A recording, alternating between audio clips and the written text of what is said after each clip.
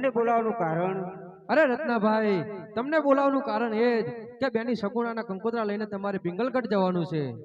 અરે રામદેવ, પિંગલગઢ અને પોકરણગઢ વચ્ચે 350 ગૌદૂનું અંતર છે, તો કેમ કરી જવાશે અને કેમ કરી અવાશે? અરે રત્નાભાઈ, તમારી પાસે ટોટલ કેટલી સાંઠો છે? અરે રામદેવ, મારી પાસે 350 સાંઠો છે. અરે રત્નાભાઈ, એમાં કઈ કઈ સાંઠો સારી છે? અરે રામદેવ, એમાં 2 સાંઠો સારી છે, એક મનવેગી અને એક પવન વેગી.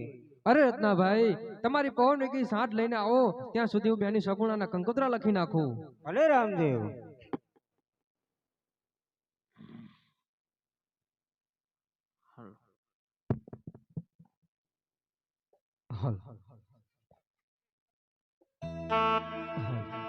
હે આજે રામદેવ કંકોત્રી લખતા,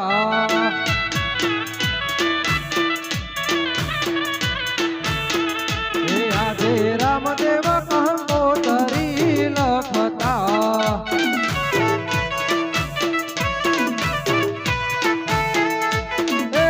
લખતા લખતા પિંગલગઢ ત્યારે રે બેની સગુણ વીરના રે વિવાય વેલા આવજો, ઓ એવા વીરના રે વિવાય વેલા આવજો.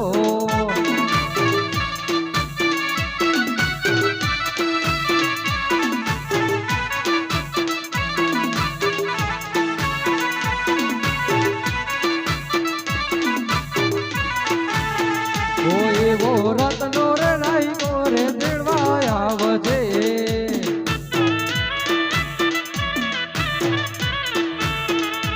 એ આવશે આવશે પિંગલગઢ ત્યારે રે બેની સગુણ વીરના રે વિવાય વેલા આવજો, ઓ એવા વીરના રે વિવાય વેલા આવજો.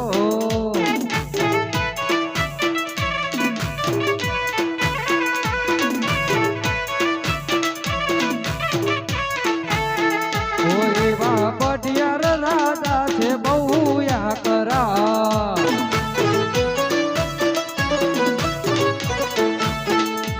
એ બેનના સહન કરજો મારી બેન રે બેની સગુણ વીરના રે વિવાય વેલા આવજો, ઓ એવા વીરના રે વિવાય વેલા આવજો.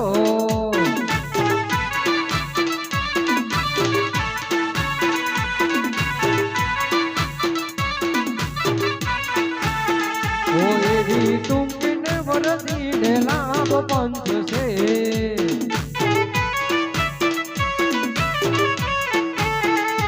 એ લાવજો લાવજો ભાણું માને સાથ રે બેની સગુણ વીરના રે વિવાય વેલા આવજો, ઓ એવા વીરના રે વિવાય વેલા આવજો.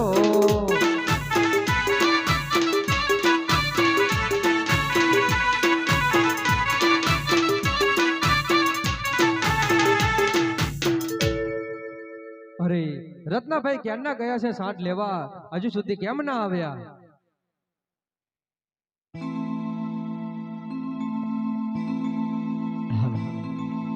હાકો હાકો રહતન બૈસાણ ઘૂઘરા ગામ કે છે,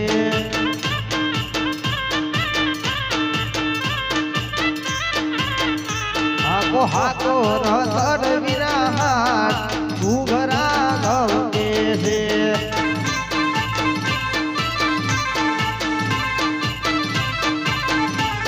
એ ગમ કે છે કામ કે છે, હાકો હાકો હાકો હાકો રહતન બૈસાણ ઘૂઘરા ગામ કે છે.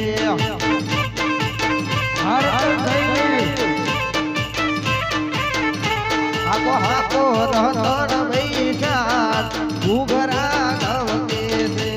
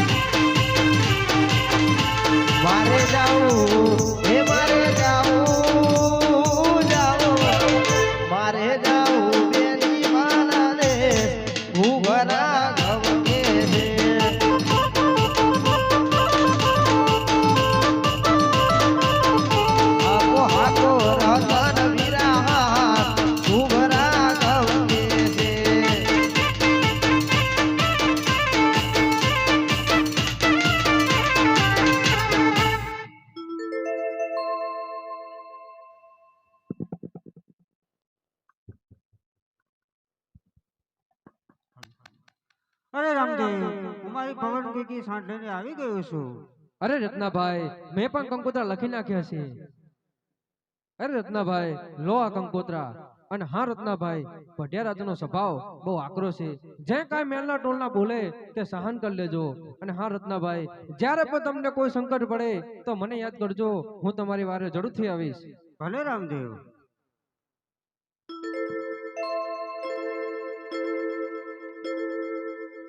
એ હાકો હાકો રહતા ન પૈસા ઘૂઘરા ગમે છે